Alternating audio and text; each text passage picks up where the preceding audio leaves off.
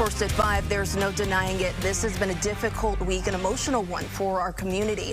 Two 25-year-old police officers shot and killed in the line of duty, but the past 7 days have proven just how strong that community is as we've gathered to support each other during these tough times. Officer Tyler Herndon on the left was with the Mount Holly Police Department for 2 years. He was killed a week ago today. And on the right, there's Officer Jason Shuping, who was with the Concord Police Department for over a year and a half. He died 2 nights ago. Tonight, Fox 46 has live team coverage with new details on both cases, plus how the community is doing their part to remember both of these officers. We want to begin right now with Fox 46's Robin Kennedy live at the Charlotte Motor Speedway over in Concord, where we know that there's a memorial for Officer Shuping tonight. Robin, good evening. Good evening, Morgan. Officer Shuping was a nice guy, but he was also competitive, according to his high school coaches, and he lived out the Be the Change motto that's here on the Concord police cars. Now, the Speedway has set up a memorial here to remember the fallen hero. Athletes are not supposed to die before their coaches die. Rick Roseman fights back tears over the loss of his track and field star. That's what really makes this sad.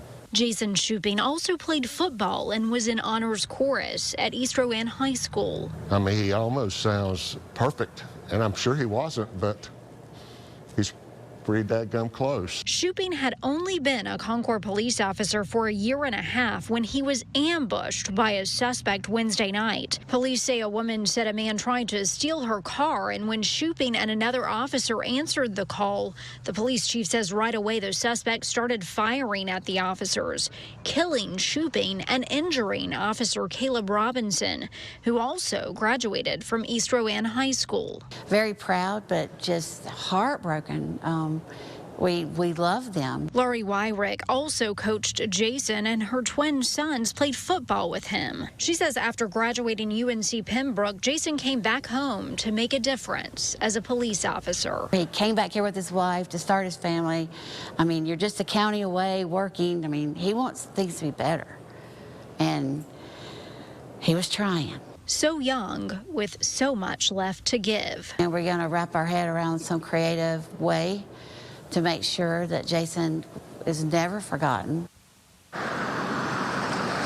Now, the big Christmas tree here at the Speedway is also lit up with blue lights to remember the Concord Police Department and to honor the sacrifice made by Officer Shuping. Now, coming up tonight at 6, details on the award Officer Shuping won when he was in high school for track and field and how the high school is planning to remember him. I'm live at the Charlotte Motor Speedway tonight. Robin Kennedy, Fox 46. Robin Kennedy with that community support. Thank you, Robin. Fox 46 continuing our live team coverage tonight with Ryan Kruger. He's live at the Concord Police Department. Ryan, we know that there's a vigil for Officer Shuping set to begin within the next hour.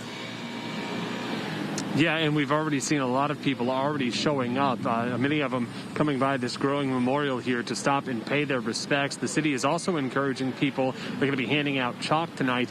Write your messages of condolences on the sidewalk and on the street to show your support. This growing memorial has been here for the last 2 days. Not far from here, you also have Officer Shuping's patrol car where people have been stopping by. They've been dropping off flowers, cards, really anything they can do to pay their respects to that fallen officer.